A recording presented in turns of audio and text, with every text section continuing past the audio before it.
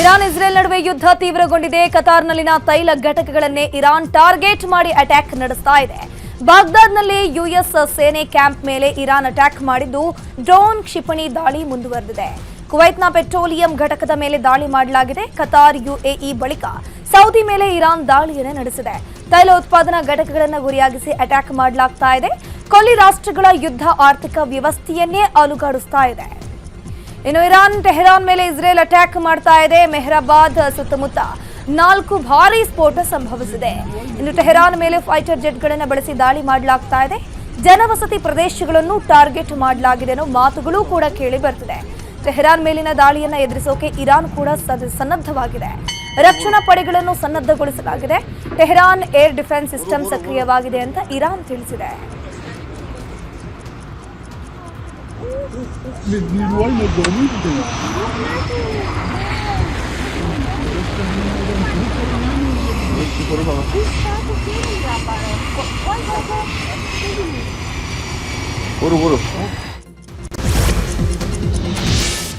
ಇರಾಕ್ನ ಬಸ್ರಾದಲ್ಲಿರುವ ನೌಕಾನೆಲೆ ಮೇಲೂ ದಾಳಿ ನಡೆದಿದೆ. ಕಸರ್ ಬಂದರ್ ಗುರಿಯಾಗಿಸಿ ಡ್ರೋನ್ ದಾಳಿ ನಡೆದಿದೆ. ಇರಾಕ್ನ ಏರ್ ಡಿಫೆನ್ಸ್ ಸಿಸ್ಟಮ್ ಕೆಲವು ಡ್ರೋನ್ಗಳನ್ನು ಹೊಡೆದು ಉರುಳಿಸಿದೆ. ಆದರೆ ಕೆಲವು ಡ್ರೋನ್ಗಳು ಬಂದರ್ನ ಬಳಿ ಬಿದ್ದಿವೆ. ಸದ್ಯ ಇರಾನ್ ಇಸ್ರೇಲ್ ಯುದ್ಧದಲ್ಲಿ ಇರಾನ್ ಕೂಡ ಟಾರ್ಗೆಟ್ ಮಾಡಲಾಗ್ತಿದೆಯಾ ಅನ್ನೋ ಅನುಮಾನ ಜೋರಾಗಿದೆ. ಸದ್ಯ ಕಸರ್ ಬಂದರ್ ಬಳಿ ಭದ್ರತೆಯನ್ನು ಹೆಚ್ಚಿಸಲಾಗಿದೆ. ಇತ್ತ ಬಾಗ್ದಾದ್ ಬಳಿಯಲ್ಲೂ ಇರಾನ್ ದಾಳಿಯನ್ನು ಮುಂದುವರಿಸಿದೆ. ಬಾಗ್ದಾದ್ ಏರ್ಪೋರ್ಟ್ ಬಳಿ ಇರುವ ಅಮೆರಿಕದ ನೆಲೆಗಳನ್ನು ಗುರಿಯಾಗಿಸಿ ಡ್ರೋನ್ ದಾಳಿ ನಡೆದಿದೆ. ಅಮೆರಿಕ ನೆಲೆಗಳಿಗೆ ದಾಳಿಯಿಂದ ಹಾನಿಯಾಗಿದೆ. ಅಮೆರಿಕದ ಸ್ಥಳಗಳ ಮೇಲೆ ದಾಳಿ ಮಾಡೇ ಮಾಡ್ತೀವಿ ಅಂತ ಇರಾನ್ ಪಣವನ್ನು ತೊಟ್ಟಿದೆ. ಇರಾನ್ ಇಸ್ರೇಲ್ ಮಧ್ಯೆ ಯುದ್ಧ ತೀವ್ರಗೊಂಡಿದೆ. ಇರಾನ್ನ ಪ್ರಮುಖ ನಾಯಕರನ್ನ ಹುಡುಕಿ ಇಸ್ರೇಲ್ ಹತ್ಯೆ ನಡೆಸ್ತಾನೇ ಇದೆ. ಇವತ್ತು ಇರಾನ್ನ ಗುಪ್ತಚರ ಸಚಿವ ಇಸ್ಮಾಯಿಲ್ ಖತೀಬ್ ಹತ್ಯೆಯಾಗಿದೆ. ಭದ್ರತಾ ಮಂಡಳಿ ಮುಖ್ಯಸ್ಥ ಲಾರಿಜಾನಿ ಹತ್ಯೆ ಬೆನ್ನಲ್ಲೇ ಖತೀಬ್ ಕೂಡ ಕೊಲೆ ಮಾಡಲಾಗಿದೆ. ಶಿಯಾ ಧಾರ್ಮಿಕ ಮುಖಂಡರಲ್ಲೇ ಪ್ರಮುಖವಾಗಿರುವಂತಹ ಖತೀಬ್ ಇರಾನ್ನ ನ್ಯಾಯಾಂಗ ವ್ಯವಸ್ಥೆಯ ಸಲಹೆಗಾರರಾಗಿದ್ರು. ಯಾರನ್ನೂ ಬಿಡಲ್ಲ ಅಂತ ಇಸ್ರೇಲ್ ಟ್ರಂಪ್ ಗುಡುಗಿರುವ ಬೆನ್ನಲ್ಲೇ ಹತ್ಯೆ ನಡೆದಿದೆ. ಇರಾನ್ ದಾಳಿಯಲ್ಲಿ 3 ಪ್ಯಾಲೆಸ್ಟೇನಿಯನ್ ಮಹಿಳೆಯರು ಸಾವನ್ನಪ್ಪಿದ್ದಾರೆ. ಸಲೂನ್ನಲ್ಲಿ ಕುಳಿತಿದ್ದವರ ಮೇಲೆ ಕ್ಷಿಪಣಿ ಅವಶೇಷ ಬಿದ್ದ ಘಟನೆ ನಡೆದಿದೆ. ಇರಾನ್ ಉಡಾಯಿಸಿದ ಕ್ಷಿಪಣಿಯ ತುಂಡುಗಳು ಸಲೂನ್ಗೆ ಅಪ್ಪಳಿಸಿ ದುರ್ಘಟನೆ ನಡೆದಿರೋದು. ಇನ್ನು ಹೆಬ್ರಾನ್ ಗವರ್ನರೇಟ್ ಪ್ರದೇಶದಲ್ಲಿ ಈ ಘಟನೆ ನಡೆದಿರೋದು. ಇನ್ನು ಇರಾನ್ ಇಸ್ರೇಲ್ ಯುದ್ಧದಿಂದಾಗಿ ಅಕ್ಕಪಕ್ಕದ ರಾಷ್ಟ್ರಗಳು ಸಮಸ್ಯೆಯನ್ನು ಎದುರಿಸುವಂತಾಗಿದೆ. ವಿಶ್ವದ ಅತಿದೊಡ್ಡ ಕತಾರ್ನಲ್ಲಿರೋ LNG ಸ್ಥಾವರ ರಾಸ್ ಲಫಾನ್ ಮೇಲೆ ಇರಾನ್ ಕ್ಷಿಪಣಿ ದಾಳಿಯನ್ನು ನಡೆಸಿದೆ. ಭಾರತಕ್ಕೆ LPG ರಫ್ತು ಮಾಡುತ್ತಿದ್ದ ಕತಾರ್ ಮೇಲೆ ಇರಾನ್ ದಾಳಿಯನ್ನು ಮಾಡಿದೆ. ಕತಾರ್ನ ರಾಸ್ ಲಫಾನ್ ಅನಿಲ ಘಟಕದ ಮೇಲೆ ದಾಳಿಯನ್ನು ಮಾಡಲಾಗಿದ್ದು, ಇರಾನ್ ದಾಳಿಗೆ LNG ಅನಿಲ ಘಟಕ ಹೊತ್ತಿ ಉರಿದಿದೆ. ಇರಾನ್ ದಾಳಿಗೆ ಕತಾರ್ ಕೊತ ಅಂತ ಕುದಿಯುತ್ತಾ ಇದೆ. ದಾಳಿ ಬಳಿಕ ಅಂತಾರಾಷ್ಟ್ರೀಯ ತೈಲ ಮತ್ತು ಅನಿಲ ಮಾರುಕಟ್ಟೆಯಲ್ಲಿ ಅಲ್ಲೋಲ ಕಲ್ಲೋಲ ಎದ್ದಿದೆ. ಗ್ಯಾಸ್ ಸಮಸ್ಯೆಯಲ್ಲಿರುವ ಭಾರತಕ್ಕೆ ಮತ್ತೊಂದು ಸಂಕಷ್ಟ ಎದುರಾಗಿದೆ. ಕತಾರ್ ಮೇಲಿನ ದಾಳಿಗೆ ಅಮೆರಿಕ ಅಧ್ಯಕ್ಷ ಡೊನಾಲ್ಡ್ ಟ್ರಂಪ್ ತೀವ್ರವಾಗಿ ಖಂಡಿಸಿದ್ದಾರೆ. ಇರಾನ್ ಇಸ್ರೇಲ್ ಎರಡೂ ದೇಶಗಳಿಗೂ ಡೊನಾಲ್ಡ್ ಟ್ರಂಪ್ ವಾರ್ನಿಂಗ್ ಅನ್ನು ಕೊಟ್ಟಿದ್ದು, ಅನಿಲ ಸ್ಥಾವರಗಳು ನಮ್ಮ ಟಾರ್ಗೆಟ್ ಅಲ್ಲ. ಇರಾನ್ನ ಸೌತ್ ಪಾರ್ಸ್ ಮೇಲೆ ಇನ್ಮುಂದೆ ದಾಳಿ ಮಾಡೋದಿಲ್ಲ. ಸೌತ್ ಪಾರ್ಸ್ ಮೇಲಿನ ದಾಳಿಯಲ್ಲಿ ನಮ್ಮ ಪಾತ್ರವಿಲ್ಲ. ಇನ್ಮುಂದೆ ಇಸ್ರೇಲ್ ಇಂಧನ ಘಟಕಗಳ ಮೇಲೆ ದಾಳಿ ಮಾಡೋದಿಲ್ಲ. ಕತಾರ್ ಮೇಲೆ ಇರಾನ್ ದಾಳಿ ಮಾಡಿದ್ದು ಸರಿಯಲ್ಲ ಅಂತ ಕಿಡಿಕಾರಿದೆ. ಇನ್ನು ಮಧ್ಯಪ್ರಾಚ್ಯದಲ್ಲಿ ಯುದ್ಧದ ತೀವ್ರತೆ ದಿನೇ ದಿನೇ ಜಾಸ್ತಿ ಆಗ್ತಾನೆ ಇದೆ. ಈ ಮಧ್ಯೆ ಯುದ್ಧವನ್ನು ನಿಲ್ಲಿಸುವಂತೆ 12 ಅರಬ್ ರಾಷ್ಟ್ರಗಳು ಒತ್ತಾಯ ಮಾಡ್ತಾ ಇದೆ. ಸೌದಿಯ ರಿಯಾದ್ನಲ್ಲಿ ಸಭೆ ನಡೆದಿದ್ದು ಯುದ್ಧ ನಿಲ್ಲಿಸಿ ಅಂತಾರಾಷ್ಟ್ರೀಯ ಕಾನೂನನ್ನು ಗೌರವಿಸೋಕೆ ಇರಾನ್ಗೆ ಒತ್ತಾಯಿಸಲಾಗುತ್ತಿದೆ. ಇರಾನ್ ಯುದ್ಧದಿಂದಾಗಿ ಗಲ್ಫ್ ರಾಷ್ಟ್ರಗಳಲ್ಲಿ ಸಂಕಷ್ಟ ಎದುರಾಗಿದೆ. ಹೀಗಾಗಿ ಗಲ್ಫ್ ರಾಷ್ಟ್ರಗಳ ನೆರವಿಗೆ ಭಾರತ ಸರ್ಕಾರ ಧಾವಿಸಿದೆ. ಗಲ್ಫ್ ರಾಷ್ಟ್ರಗಳ ರಫ್ತುದಾರರನ್ನ ಗುರಿಯಾಗಿಸಿ ನೆರವು ನೀಡಲಾಗಿದೆ. 497 ಕೋಟಿಯ ಅಗತ್ಯ ವಸ್ತುಗಳ ಪೂರೈಕೆಗೆ ನಿರ್ಧಾರ ಮಾಡಿದೆ. ಬಂದರುಗಳ ರಫ್ತುದಾರರಿಗೆ ರಿಲೀಫ್ ಪ್ಯಾಕೇಜ್ ಘೋಷಣೆಯನ್ನ ಮಾಡಲಾಗಿದೆ. ಮಧ್ಯಪ್ರಾಚ್ಯದಲ್ಲಿ ನಡೆಯುತ್ತಿರುವಂತಹ ಯುದ್ಧದಿಂದ ಭಾರತೀಯ ಷೇರು ಮಾರುಕಟ್ಟೆಗೆ ಎಫೆಕ್ಟ್ ಆಗಿದೆ. ಆಯಿಲ್ ದರ ಏರಿಕೆಯಿಂದ ಮಾರುಕಟ್ಟೆ ಅಲ್ಲೋಲ ಕಲ್ಲೋಲವಾಗಿದೆ. 1 ಬ್ಯಾರೆಲ್ ಕಚ್ಚಾ ತೈಲದ ಬೆಲೆ $116 ತಲುಪಿದೆ. ಇನ್ನು 2467 ಅಂಕ ಸೆನ್ಸೆಕ್ಸ್ ಕುಸಿದಿದ್ದು, ನಿಫ್ಟಿ 775 ಅಂಕ ಕುಸಿತಗೊಂಡಿದೆ. ಇನ್ನು ಮುಂದಿನ ದಿನಗಳಲ್ಲಿ ಭಾರತದಲ್ಲೂ ಕೂಡ ಇಂಧನ ದರ ಏರಿಕೆಯಾಗುವಂತಹ ಸಾಧ್ಯತೆ ಇದೆ ಎನ್ನಲಾಗುತ್ತಿದೆ. ಇಸ್ರೇಲ್ ಇರಾನ್ ಅಮೆರಿಕ ಸಂಘರ್ಷದಿಂದಾಗಿ ಕರಾವಳಿಯ ಪ್ಲಾಸ್ಟಿಕ್ ಉದ್ಯಮದ ಮೇಲೆ ಭಾರೀ ಹೊಡೆತ ಬಿದ್ದಿದೆ. ಕಚ್ಚಾ ತೈಲ ಬೆಲೆ ಏರಿಕೆಯ ಪರಿಣಾಮ ದಕ್ಷಿಣ ಕನ್ನಡ ಮತ್ತು ಉಡುಪಿ ಜಿಲ್ಲೆಗಳ ಪ್ಲಾಸ್ಟಿಕ್ ಉದ್ಯಮದ ಬಂದ್ ಆಗುವ ಭೀತಿ ಎದುರಾಗಿದೆ. ಕಚ್ಚಾ ವಸ್ತುಗಳ ಬೆಲೆ 70% ಏರಿಕೆಯಾಗಿದ್ದು ಉತ್ಪಾದನಾ ವೆಚ್ಚ ಭರಿಸಲು ಘಟಕಗಳು ಪರದಾಡ್ತಾ ಇವೆ. ನ್ಯೂಸ್ 18 ಜೊತೆ ಸಿಪಿಎಂಟಿಎ ಅಧ್ಯಕ್ಷ BA ನಜೀರ್ ಮಾತನಾಡಿದ್ದು, ಯುದ್ಧ ಹೀಗೆ ಮುಂದುವರೆದರೆ ನಾವೆಲ್ಲರೂ ಫ್ಯಾಕ್ಟರಿ ಮುಚ್ಚುವ ಪರಿಸ್ಥಿತಿ ಎದುರಾಗಲಿದೆ ಅಂತ ಹೇಳಿದ್ದಾರೆ. ಎಫೆಕ್ಟ್ ನಮ್ಮದು ರಾ ಮೆಟೀರಿಯಲ್ ಪ್ಲಾಸ್ಟಿಕ್ ಪ್ರಾಡಕ್ಟ್ ಇದು ಗ್ರಾನ್ಯೂಲ್ಸ್ ಆಗಿದೆ. ಪ್ಲಾಸ್ಟಿಕ್ ಗ್ರಾನ್ಯೂಲ್ ಪ್ರೊಡಕ್ಷನ್ ಆಗೋದು ಮತ್ತು ಇಂಪೋರ್ಟ್ ಕೂಡ ಆಗ್ತಾ ಉಂಟು. ಪ್ಲಾಸ್ಟಿಕ್ ಗ್ರಾನ್ಯೂಲ್ಸ್ ಖಾಲಿ ಇಲ್ಲಿದ್ದ ಪ್ರೊಡಕ್ಷನ್ನೇ ನಮಗೆ ಸಾಕಾಗೋದಿಲ್ಲ, ಇಂಪೋರ್ಟ್ ಆಗ್ತಾ ಕೂಡ ಉಂಟು. ಈಗ ಇಂಪೋರ್ಟ್ ಕೂಡ ಬಂದಾಗಿದೆ. ಮತ್ತು ನಮ್ಮದು ಪ್ಲಾಸ್ಟಿಕ್ ಗ್ರಾನ್ಯೂಲ್ಸ್ ಪ್ರೊಡಕ್ಷನ್ ಇಲ್ಲಿ ಕೂಡ ನಮ್ಮದು ಭಾರತ ದೇಶದಲ್ಲಿ ತುಂಬ ಯೂನಿಟ್ಸ್ ಉಂಟು. ಗೇಲ್ ಮತ್ತು ಪಬ್ಲಿಕ್ ಸೆಕ್ಟರಲ್ಲಿ ಮತ್ತು ಪ್ರೈವೇಟ್ ಸೆಕ್ಟರಲ್ಲಿ ರಿಲಯನ್ಸ್ ಉಂಟು. ಇವರದ್ದೆಲ್ಲ ಪ್ರಾಡಕ್ಟ್ಸಿಗೆ ಈಗ ರೇಟ್ ಜಾಸ್ತಿ ಮಾಡಿದ್ದಾರೆ. ಮಂಗಳೂರಿನ ಉದ್ಯಮಕ್ಕೆ ತುಂಬ ಪೆಟ್ಟಾಗ್ತದೆ. ಎಸ್ಪೆಷಲಿ MSME ಅಥವಾ ಲಾರ್ಜ್ ಇಂಡಸ್ಟ್ರಿ ಯಾವುದಕ್ಕೆ ರಾ ಮೆಟೀರಿಯಲ್ ಸಿಗದಿದ್ದರೆ ಅವನು ಎಂಥ ಪ್ರೊಡಕ್ಷನ್ ಮಾಡೋದು, ಎಂಥ ಪ್ರೊಡಕ್ಷನ್ ಮಾಡಲಿಕ್ಕೆ ಆಗೋದಿಲ್ಲ. ಸೊ ಹಾಗೆ ರಾ ಮೆಟೀರಿಯಲ್ ಎಫೆಕ್ಟ್ ಇಂದು ಮುರಿದರೆ ತುಂಬ ಎಫೆಕ್ಟ್ ಬರ್ಬೋದು. ಮಧ್ಯಪ್ರಾಚ್ಯ ಬಿಕ್ಕಟ್ಟಿನ ಪರಿಣಾಮ ಉಕ್ಕು ಉದ್ಯಮ ನೆಲಕಚ್ಚಿದೆ. ಜಾಗತಿಕ ಆರ್ಥಿಕ ಬದಲಾವಣೆಯಿಂದ ಉಕ್ಕು ಉದ್ಯಮ ಕುಸಿದಿದೆ. ಏಕಾಏಕಿ ಸ್ಟೀಲ್ ದರ ಕೆಜಿಗೆ 15 ರೂಪಾಯಿಗಳಷ್ಟು ಏರಿಕೆಯಾಗಿದೆ. ಉಕ್ಕಿನ ಉದ್ಯಮಕ್ಕೆ ಅನಿಲ ಕೊರತೆ ಉಂಟಾಗಿದ್ದು ಪೂರೈಕೆಯಲ್ಲಿ ಸಮಸ್ಯೆ ಆಗ್ತಾ ಇದೆ. ಸ್ಟೀಲ್ ಪೂರೈಕೆಯಲ್ಲಿ ವ್ಯತ್ಯಾಸದಿಂದ ಮಾರುಕಟ್ಟೆ ಏರುಪೇರಾಗಿದೆ. ಜಿಲ್ಲಾ ಮಟ್ಟದ ಮಾರಾಟಗಾರರು ಸಂಕಷ್ಟದಲ್ಲಿ ಸಿಲುಕಿದ್ದಾರೆ.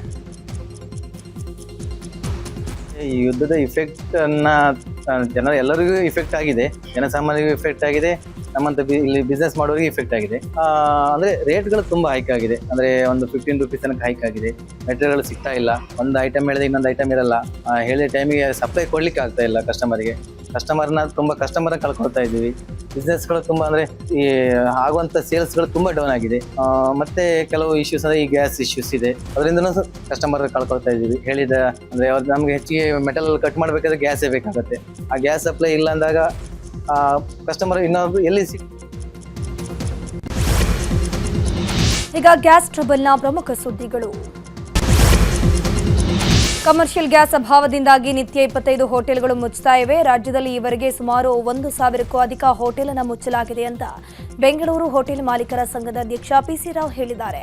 ನ್ಯೂಸ್ 18 ಜೊತೆಗೆ ಮಾತನಾಡಿರುವ ಅವರು, ಹೋಟೆಲ್ಗೆ ಗ್ಯಾಸ್ ಸಿಗದೆ ಸಮಸ್ಯೆ ಆಗ್ತಾ ಇದೆ. ಪ್ರಧಾನಿ ಮೋದಿಗೆ ಪತ್ರ ಬರೆದು ನಮ್ಮ ಅಹವಾಲನ್ನು ಸಲ್ಲಿಸಿದ್ದೀವಿ. ಅವಕಾಶ ಕೊಟ್ಟರೆ ಭೇಟಿ ಮಾಡಿ ಸಮಸ್ಯೆ ಬಗ್ಗೆ ತಿಳಿಸ್ತೀವಿ. ನಾವು ಈಗಾಗಲೇ ಹೈಕೋರ್ಟ್ ಮೆಟ್ಟಿಲೇರಿದ್ದೀವಿ. ಸರ್ಕಾರ ಕೊಡುವಂತಹ ಸಿಲಿಂಡರ್ ಯಾವುದಕ್ಕೂ ಸಾಕಾಗೋದಿಲ್ಲ. ಹೋಟೆಲ್ ಉದ್ಯಮವನ್ನು ಉಳಿಸಿ ಪ್ರಧಾನಿಯವರೇ ಅಂತ ಮನವಿಯನ್ನ ಮಾಡಿಕೊಂಡ್ರು.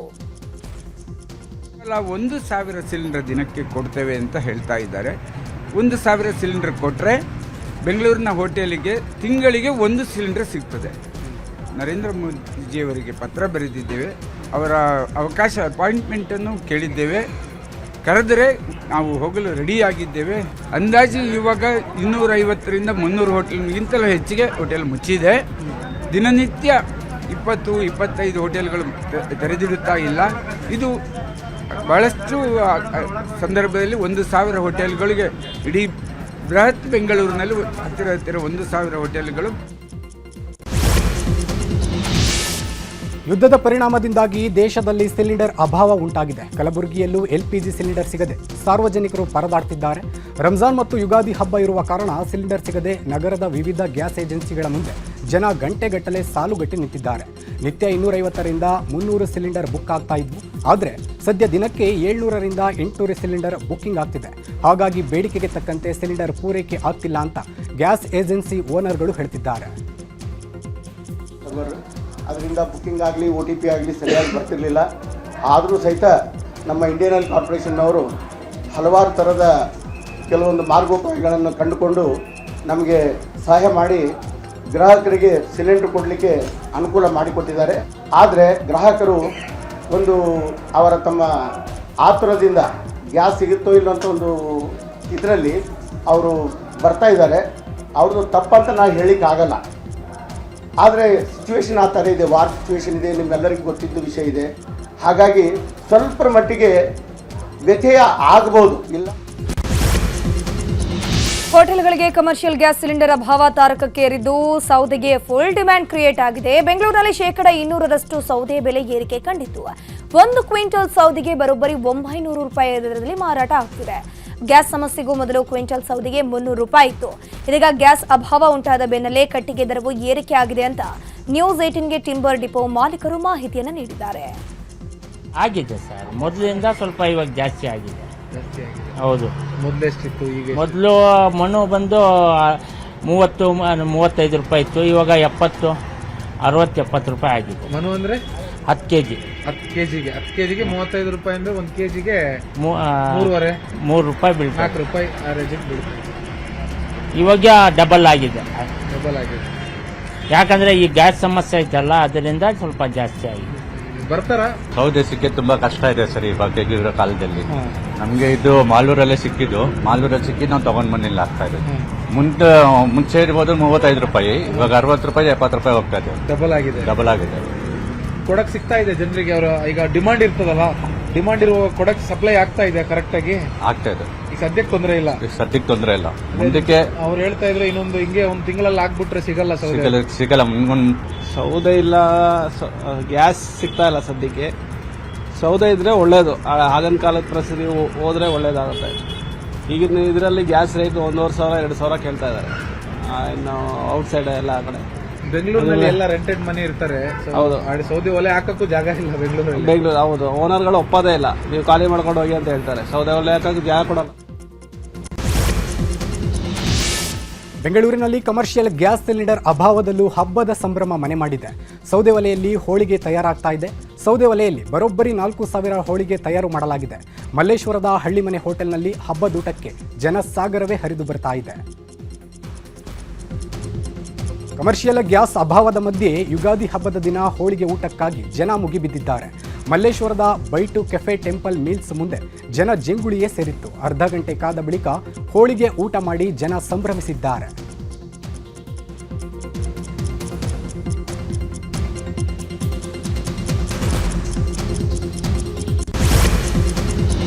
ಈಗ ರಾಜಕೀಯ ವಲಯದ ಪ್ರಮುಖ ವಿದ್ಯಮಾನಗಳನ್ನು ಕ್ವಿಕ್ ಆಗಿ ನೋಡ್ತಾ ಹೋಗೋಣ. ಉಪಚುನಾವಣೆಗೆ ಅಭ್ಯರ್ಥಿ ಆಯ್ಕೆ ವಿಚಾರ ಸಂಬಂಧ ಬೆಂಗಳೂರಿನಲ್ಲಿ ಡಿಸಿಎಂ ಡಿಕೆ ಶಿವಕುಮಾರ್ ಅವರು ಮಾತನಾಡಿದ್ದಾರೆ. ಎಲ್ಲ ಸರ್ವೆ ರಿಪೋರ್ಟ್ ಅನ್ನು ತಂದಿದ್ದೀವಿ. ಎಐಸಿಸಿ ಜನರಲ್ ಸೆಕ್ರೆಟರಿ ಬರ್ತಿದ್ದಾರೆ. ನಾನು ಮತ್ತು ಸಿಎಂ ಕೂಡ ಚರ್ಚೆಯನ್ನ ಮಾಡಿದ್ದೀವಿ. ಹೈಕಮಾಂಡ್ ಏನು ತೀರ್ಮಾನ ಮಾಡುತ್ತೆ ನೋಡಬೇಕು. ಪಕ್ಷ ಗೆಲ್ಲಲು ಏನ್ ಮಾಡಬೇಕು ಅದನ್ನು ಮಾಡ್ತೀವಿ. ಮೈನಾರಿಟಿಗಳು ನಮಗೆ ಇಂಪಾರ್ಟೆಂಟ್. ಆಸೆ ಪಡೋದ್ರಲ್ಲಿ ತಪ್ಪೇನಿಲ್ಲ. ಎಲ್ಲರನ್ನೂ ಕೂರಿಸ್ಕೊಂಡು ಮಾತನಾಡ್ತೀವಿ ಅಂತಂದ್ರು. ನಾನು ಚೀಫ್ ಮಿನಿಸ್ಟರ್ ಕೂಡ ಮಾತಾಡಿದ್ದೀವಿ. ಅಲ್ಲೇ ಏನು 2 ಕ್ಷೇತ್ರ ಏನು ಮಾಡಬೇಕು ಅಂತೇಳಿ ನಾವು ಚರ್ಚೆ ಮಾಡಿದ್ವಿ. ಅದನ್ನು ನಾನೆಲ್ಲ ಹೇಳೋಕ್ಕಾಗಲ್ಲ. ಸೊ ಅಲ್ಟಿಮೇಟ್ಲಿ ನಾವು ಒಂದು ಒಮ್ಮತದ ಅಭಿಪ್ರಾಯನ ಪಾರ್ಟಿ ಹಿತದೃಷ್ಟಿಯಿಂದ ಪಾರ್ಟಿ ಸೀಟ್ ಗೆಲ್ಲಬೇಕು. ವಿಜಯಪುರದಲ್ಲಿ ಮುಸ್ಲಿಂ ಮುಖಂಡರು ಪತ್ರಿಕಾಗೋಷ್ಠಿ ನಡೆಸಿದ್ರು. ದಾವಣಗೆರೆ ಉಪಚುನಾವಣೆಯಲ್ಲಿ ಮುಸ್ಲಿಂ ವ್ಯಕ್ತಿಗೆ ಟಿಕೆಟ್ ನೀಡಿ ಅಂತ ಕಾಂಗ್ರೆಸ್ ನಾಯಕರಿಗೆ ವಿಜಯಪುರ ಜಿಲ್ಲೆಯ ಮುಖಂಡರು ಆಗ್ರಹಿಸಿದ್ದಾರೆ. ಮುಸ್ಲಿಂ ಸಮುದಾಯದ ಕಾಂಗ್ರೆಸ್ ಪರವಾಗಿ ಕೆಲಸ ಮಾಡಿದೆ. ಮುಸ್ಲಿಂ ಮುಖಂಡರಿಗೆ ಟಿಕೆಟ್ ನೀಡಿದರೆ ವಿಜಯಪುರದಿಂದ ನಾವು ಹೋಗಿ ಪ್ರಚಾರ ಮಾಡ್ತೇವೆ ಅಂತ ಒತ್ತಾಯವನ್ನು ಮಾಡಿದ್ದಾರೆ. ಬಾಗಲಕೋಟೆ ದಾವಣಗೆರೆ ಉಪಚುನಾವಣೆಗೆ ಬಿಜೆಪಿ ಅಭ್ಯರ್ಥಿ ಘೋಷಣೆಯಾಗಿದೆ. ಈ ಬಗ್ಗೆ ವಿಜಯಪುರದಲ್ಲಿ ಶಾಸಕ ಯತ್ನಾಳ್ ಮಾತನಾಡಿದ್ದು, ದಾವಣಗೆರೆಯಲ್ಲಿ ಕೊನೆ ಕ್ಷಣದಲ್ಲಿ ಅಭ್ಯರ್ಥಿ ಬದಲಾಗಬಹುದು ಅಂತ ಹೇಳಿದ್ದಾರೆ. 2 ಕ್ಷೇತ್ರದಲ್ಲಿ ಅಭ್ಯರ್ಥಿ ಘೋಷಣೆಯಾಗಿದೆ. ವಿಜಯೇಂದ್ರ ಎಲ್ಲಿ ಹೊಂದಾಣಿಕೆ ಮಾಡಿಕೊಂಡಿದ್ದಾರೆ ಅನ್ನೋದನ್ನು ನಾವು ಚೆಕ್ ಮಾಡ್ತೀವಿ. ಆಮೇಲೆ ಇನ್ನೊಬ್ಬ ಅಭ್ಯರ್ಥಿ ಹಾಕುವ ಬಗ್ಗೆ ಚಿಂತನೆಯನ್ನು ಮಾಡ್ತೀವಿ. ಶಾಮನೂರು ಕುಟುಂಬದ ಜೊತೆ ವಿಜಯೇಂದ್ರ ಹೊಂದಾಣಿಕೆ ಇದೆ.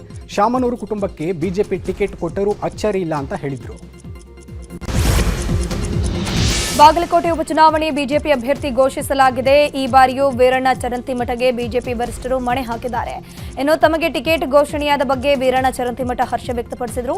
ಸುದ್ದಿಗಾರರ ಜೊತೆ ಮಾತನಾಡಿದ ಅವರು, ನನಗೆ ಟಿಕೆಟ್ ಘೋಷಣೆ ಮಾಡಿದ ನಮ್ಮ ಪಕ್ಷದ ರಾಜ್ಯ ಮತ್ತು ರಾಷ್ಟ್ರೀಯ ನಾಯಕರಿಗೆ ಧನ್ಯವಾದವನ್ನು ತಿಳಿಸ್ತೀನಿ. ಚುನಾವಣೆ ಸಿದ್ಧತೆ ಹಾಗೂ ಸಂಘಟನೆ ಕೆಲಸವನ್ನು ಮಾಡ್ತಿದ್ದೀವಿ. ಪಕ್ಷ ಬಿಟ್ಟು ಹೋದವರನ್ನ ವಾಪಸ್ ಕರೆತರುವಂತಹ ಕೆಲಸ ನಡೀತಾ ಇದೆ. ಕಾರಜೋಳ ಮತ್ತು ಅರುಣ್ ಶಹಾಪುರಗೆ ಹೊಣೆ ವಹಿಸಲಾಗಿದೆ. ಬಾಗಲಕೋಟೆಯಲ್ಲಿ ಬಿಜೆಪಿ ಗೆಲ್ಲಬೇಕು. 23ರಂದು ನಾಮಪತ್ರ ಸಲ್ಲಿಕೆ ಮಾಡ್ತೀನಿ ಅಂತಂದ್ರು. ಒಳ ಮೀಸಲಾತಿ ಗೊಂದಲ ಸೃಷ್ಟಿಸದೆ ರಾಜ್ಯ ಸರ್ಕಾರ ರೋಸ್ಟರ್ ಬಿಂದು ಆಧರಿಸಿ ನೇಮಕಾತಿ ಮಾಡಬೇಕು ಎಂದು ಚಿತ್ರದುರ್ಗದಲ್ಲಿ ದಲಿತ ಸಂಘರ್ಷ ಸಮಿತಿ ಆಗ್ರಹವನ್ನು ಮಾಡಿದೆ. ನಗರದ ಪತ್ರಿಕಾ ಭವನದಲ್ಲಿ ಸುದ್ದಿಗೋಷ್ಠಿ ಮಾಡಿದ ಡಿಎಸ್ಎಸ್ ಮುಖಂಡರು, ಸದಾಶಿವ ಆಯೋಗ ಸೇರಿದಂತೆ ನಾಗಮೋಹನ್ ದಾಸ್ ವರದಿ ಬಂದ ಬಳಿಕವೂ ಒಳ ಮೀಸಲಾತಿ ನೀಡಲು ಸರ್ಕಾರ ಗೊಂದಲವನ್ನು ಸೃಷ್ಟಿಸಿದೆ. ಈಗ 56,000ಕ್ಕೂ ಹೆಚ್ಚು ಹುದ್ದೆಗಳನ್ನು ತುಂಬಲು ಹೊರಟಿದ್ದು, ರೋಸ್ಟರ್ ಬಿಂದು ಅನುಸರಿಸಿ ಒಳ ಮೀಸಲಾತಿ ಜಾರಿ ಮಾಡಿ ಹುದ್ದೆಗಳನ್ನು ತುಂಬಬೇಕು ಎಂದು ಆಗ್ರಹಿಸಿದ್ದಾರೆ. ಇಲ್ಲವಾದರೆ ಸರ್ಕಾರದ ನಡೆಯನ್ನು ನಾವು ಒಪ್ಪುವುದಿಲ್ಲ, ಹೋರಾಟಕ್ಕೆ ಮುಂದಾಗುತ್ತೇವೆ ಎಂದು ಹೇಳಿದ್ದಾರೆ.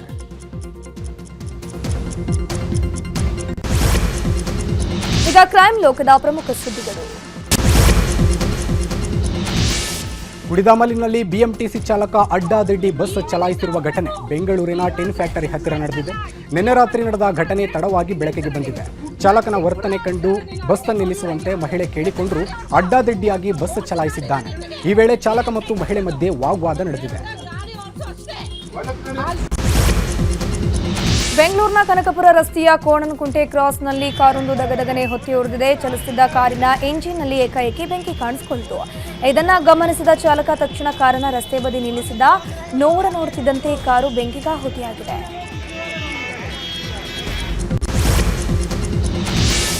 ಕಲಬುರಗಿಯಲ್ಲಿ ಪಡಿತರ ಅಕ್ಕಿ ಎಗ್ಗಿಲ್ಲದೆ ಕಾಳಸಂತೆಯಲ್ಲಿ ಮಾರಾಟವಾಗ್ತಾ ಇದೆ. ರೇಷನ್ ಅಂಗಡಿಯಿಂದಲೇ ರಾತ್ರೋರಾತ್ರಿ ಅಕ್ಕಿ ಸಪ್ಲೈ ಮಾಡಲಾಗ್ತಾ ಇದೆ. ಕಲಬುರಗಿಯ ವಿಜಯನಗರದಲ್ಲಿರುವ ರೇಷನ್ ಶಾಪ್ನಿಂದ ಅಕ್ಕಿಯನ್ನು ಸಾಗಾಟ ಮಾಡ್ತಿರೋ ವಿಡಿಯೋ ಸಿಸಿಟಿವಿಯಲ್ಲಿ ಸೆರೆಯಾಗಿದೆ. ಪ್ರತಿದಿನ ಕಲಬುರಗಿಯಿಂದ ಮಹಾರಾಷ್ಟ್ರ, ತೆಲಂಗಾಣಕ್ಕೆ ಅಕ್ಕಿ ಮಾರಾಟವಾಗ್ತಿದ್ರು ಅಧಿಕಾರಿಗಳು ಕ್ರಮವನ್ನು ಕೈಗೊಳ್ಳುತ್ತಿಲ್ಲ ಎನ್ನಲಾಗ್ತಾ ಇದೆ. ಬೆಂಗಳೂರು ಹೊರವಲಯದ ಅತ್ತಿಬೆಲೆಯಲ್ಲಿ ಕನ್ನಡ ಭವನಕ್ಕೆ ಒತ್ತಾಯ ಕೇಳಿ ಬರ್ತಾ ಇದೆ. ಕನ್ನಡಿಗರಿಗೆ ಕೈಗಾರಿಕೆಗಳಲ್ಲಿ ಉದ್ಯೋಗ ದೊರೆಯುತ್ತಿಲ್ಲ. ಗಡಿಯಲ್ಲಿ ಕನ್ನಡ ಉಳಿಸಿ ಬೆಳೆಸಬೇಕಿದೆ. ಹೀಗಾಗಿ ಕನ್ನಡ ಭವನ ನಿರ್ಮಾಣಕ್ಕೆ ಆಗ್ರಹಿಸಿ ಕನ್ನಡ ಪರ ಸಂಘಟನೆಗಳು ಒತ್ತಾಯವನ್ನು ಮಾಡಿತು.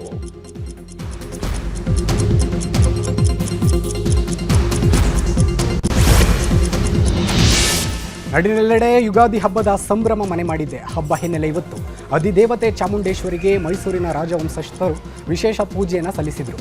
ರಾಜಮಾತಾ ಪ್ರಮೋದಾ ದೇವಿ ಒಡೆಯರ್, ಸಂಸದ ಯದುವೀರ್ ಒಡೆಯರ್, ತ್ರಿಷಿಕಾ ಒಡೆಯರ್ ಸೇರಿ ಹಲವರು ಭಾಗಿಯಾಗಿದ್ದರು.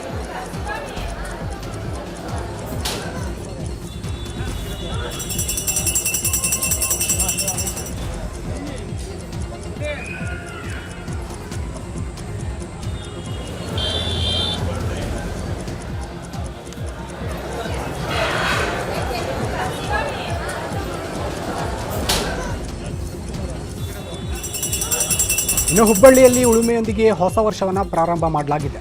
ಯುಗಾದಿ ದಿನದಂದು ಭೂತಾಯಿಗೆ ಪೂಜೆ ಸಲ್ಲಿಸಿ ರೈತರು ಉಳುಮೆ ಮಾಡಿದ್ದಾರೆ. ಬನ್ನಿ ಮರಕ್ಕೆ ಪೂಜೆ ಸಲ್ಲಿಸಿ ಭೂಮಿಗೆ ಹಾಲು ತುಪ್ಪ ಹಾಕಿ ಒಳ್ಳೆಯ ಮಳೆ ಬೆಳೆ ಆಗಲೆಂದು ಭೂತಾಯಿಗೆ ಪ್ರಾರ್ಥನೆಯನ್ನು ಸಲ್ಲಿಸಿದರು.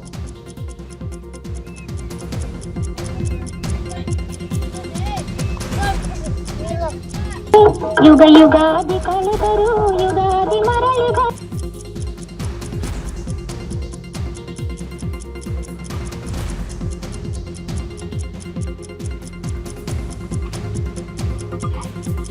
ಚಾಮರಾಜನಗರದ ಮಲೆಮಹದೇಶ್ವರ ಬೆಟ್ಟದಲ್ಲಿ ಯುಗಾದಿ ರಥೋತ್ಸವ ವಿಜೃಂಭಣೆಯಿಂದ ನಡೆಯಿತು.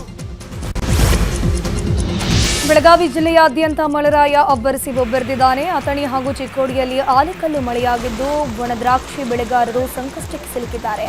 ಒಣಗಿಸಲು ಹಾಕಿದ್ದ ದ್ರಾಕ್ಷಿಯೆಲ್ಲ ಮಳೆಯಲ್ಲಿ ನೆಂದು ಹೋಗಿದ್ದು ರೈತರು ಕಂಗಾಲಾಗಿ ಹೋಗಿದ್ದಾರೆ.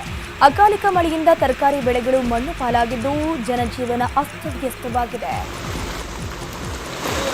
ಇತ್ತ ಹಾವೇರಿ ನಗರದಲ್ಲೂ ಅಕಾಲಿಕ ಮಳೆಯಾಗಿದೆ. ನಗರದ ಪ್ರಮುಖ ರಸ್ತೆಗಳಲ್ಲಿ ಆಲಿಕಲ್ಲು ಮಳೆಯಾಗಿದ್ದು ಕೆಲವೆಡೆ ತಗ್ಗು ಪ್ರದೇಶಗಳಿಗೆ ಮಳೆಯ ನೀರು ನುಗ್ಗಿದೆ. ಜೊತೆಗೆ ಬಿಸಿಲಿನ ಬೇಗೆಗೆ ಕಾದು ಕೆಣ್ಣವಾಗಿದ್ದ ಭೂಮಿಗೆ ಮಳೆರಾಯ ತಂಪೆರೆದಿದ್ದಾನೆ.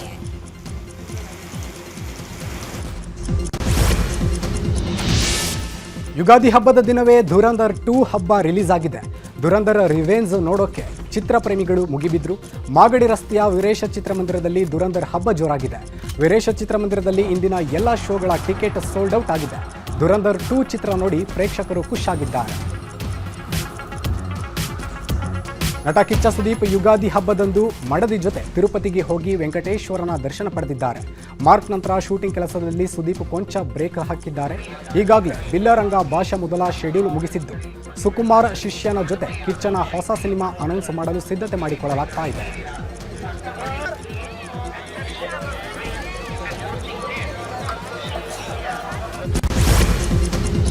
ಈಗ ದೇಶದ ಪ್ರಮುಖ ಸುದ್ದಿಗಳು.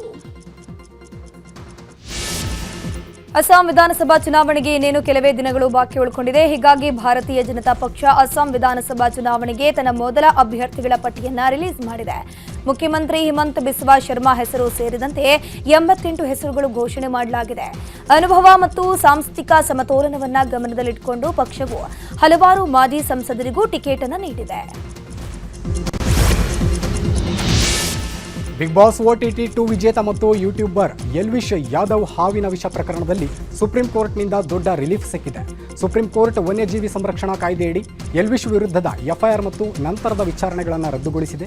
ಹಾವಿನ ವಿಷವನ್ನು ಬಳಸಿದ್ದಕ್ಕಾಗಿ ಉತ್ತರ ಪ್ರದೇಶ ಪೊಲೀಸರು 2023ರಲ್ಲಿ ಪ್ರಕರಣವನ್ನು ದಾಖಲು ಮಾಡಿಕೊಂಡಿದ್ದರು. ವನ್ಯಜೀವಿ ಸಂರಕ್ಷಣಾ ಕಾಯ್ದೆಯಡಿಯಲ್ಲಿ ದೂರು ಅಧಿಕೃತ ವ್ಯಕ್ತಿಯಿಂದ ದಾಖಲಾಗಿಲ್ಲ ಕಾರಣ ಪ್ರಕರಣವು ಕಾನೂನುಬದ್ಧವಾಗಿ ಸಮರ್ಥನೀಯವಲ್ಲ ಎಂದು ನ್ಯಾಯಮೂರ್ತಿಗಳಾದ MM ಸುಂದರೇಶ್ ಮತ್ತು N ಕೋಟೀಶ್ವರ್ ಸಿಂಗ್ ಪೀಠ ಹೇಳಿದೆ. ನಟ ವಿಜಯ್ ಸ್ಥಾಪಿತ TVK ಪಕ್ಷ ಕರೂರಿನಲ್ಲಿ ನಡೆಸಿರುವಂತಹ ಚುನಾವಣಾ ರ್ಯಾಲಿ ವೇಳೆ 41 ಜನರು ಸಾವನ್ನಪ್ಪಿದ್ದು ಈ ಕಾಲ್ತುಳಿತ ದುರಂತಕ್ಕೆ TVK ಹೊಣೆಯಲ್ಲ ಅಂತ ನಟ ವಿಜಯ್ ಹೇಳಿದ್ದಾರೆ. ಅಲ್ಲದೆ DMK ಸರ್ಕಾರದ ವೈಫಲ್ಯದಿಂದ ದುರಂತ ಸಂಭವಿಸಿತ್ತು ಅಂತ ಆರೋಪವನ್ನು ಮಾಡಿದ್ರು. 41 ಜನರ ಸಾವಿಗೆ ಯಾರು ಹೊಣೆ ಅಂತ CBIನಿಂದ ವಿಚಾರಣೆ ನಡೆದಿದೆ. ವಿಚಾರಣೆ ವೇಳೆಯೂ ಕೂಡ ಈ ಶಾಕಿಂಗ್ ಡ್ರೋನ್ ವಿಡಿಯೋ ವೈರಲ್ ಆಗ್ತಿದೆ. ವಿಡಿಯೋ ರಿಲೀಸ್ ಬಳಿಕ ವಿಜಯ್ಗೆ ಮತ್ತಷ್ಟು ಸಂಕಷ್ಟ ಎದುರಾಗಲಿದೆ. ಇದೀಗ ವಿದೇಶದ ಸುದ್ದಿಗಳನ್ನು ನೋಡ್ತಾ ಹೋಗೋಣ. ಪಾಕಿಸ್ತಾನದ ಕರಾಚಿಯಲ್ಲಿ ಭಾರೀ ಮಳೆ ಗಾಳಿಗೆ ಅಲ್ಲೋಲ ಕಲ್ಲೋಲ ಸೃಷ್ಟಿಯಾಗಿದೆ. ಕಂಡು ಕೇಳರಿಯದ ಮಳೆಗೆ ಮನೆಗಳು ಕುಸಿದಿದ್ದು ಬರೋಬ್ಬರಿ 18 ಮಂದಿ ಸಾವನ್ನಪ್ಪಿದ್ದಾರೆ.